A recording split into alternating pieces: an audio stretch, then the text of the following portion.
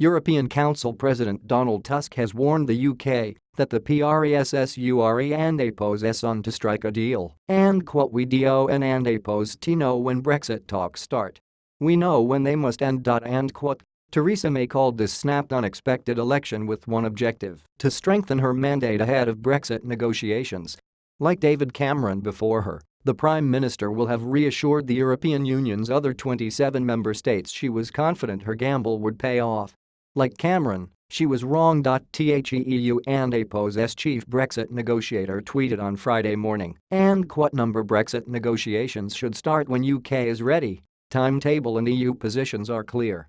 LET and APOS put our minds together on striking a deal." And quote, the emphasis on the need to make a deal was echoed by EU Council President Donald Tusk, who tweeted this warning to the next UK government, and quote, "We don and APOS to know when Brexit talks start. We know when they must end. Do your best to avoid of and APOS no deal and APOS. As a result of and APOS no NVGOTIATIONS and APOS." And quote. Tory party beginning to look like a casino, a Dutch MEP tweeted shortly after early forecasts were pointing to a hung parliament. The European Parliament's Brexit coordinator Guy Verhofstadt called the election an own goal and said the results would make already complex negotiations even more complicated. France's Prime Minister Edouard Philippe said on Friday that the result was surprising but did not put Brexit into question, Agence France Presse reported. Several European governments BuzzFeed News spoke to in the weeks leading to Thursday's vote had mixed views of May's decision to call a snap election. A number of them were frustrated that an election campaign would have knocked at least an additional month off the already tight two-year timeframe set out by Article 50. Others hoped that a larger Tory majority would have provided the Prime Minister with greater flexibility to compromise as the talks progressed, especially on more contentious issues such as the UK's financial commitments and how to phase the talks. Instead, the election outcome is likely to add confusion to Britain's Brexit stance. As it became clear that May would fall short of a majority, Conservative activists said the Prime Minister's Brexit proposals, including leaving the single market, would be back on the table. Brexit Secretary David Davis also hinted that the issue of single market membership could be open for debate.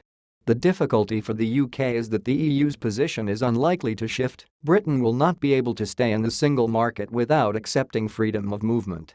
Ahead of the vote, a senior official from a major European government told BuzzFeed News that whoever wins, whatever the size of their mandate, it will make no difference whatsoever to our position. A number of European officials had been following May's campaign with a mix of puzzlement and some amusement.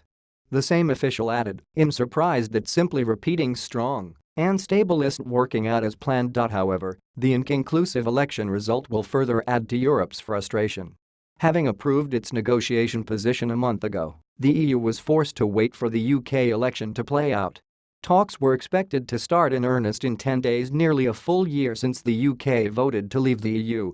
But until a new government is in place, they cannot go ahead, the EU's budget commissioner said on Friday morning. The EU was hoping to kick off the talks to settle the rights of EU citizens living in the UK and of Britons living elsewhere in the EU, agree a methodology to calculate Britain's financial commitments, and find a solution to the question of the border between the Republic of Ireland and Northern Ireland. Once sufficient progress had been reached on these three issues, the negotiations would have moved on to the details of withdrawal as well as scoping out the future UK-EU relationship.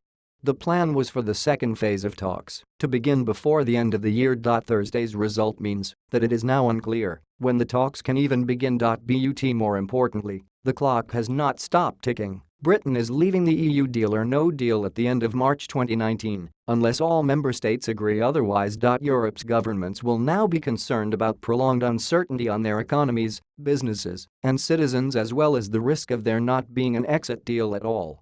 The EU's chief Brexit negotiator Michel Barnier has highlighted challenges such as queues of trucks at Dover, serious disruption to air traffic, and overnight suspension of the movement of nuclear materials to the UK. A no deal would also lead to a regulatory no man's land where standards WOULD and APOS to be recognized, and many products including medicines would no longer be accredited for sale. Tariffs would also immediately be imposed. Unlike May, the EU has consistently said that no deal would be the worst scenario for both sides.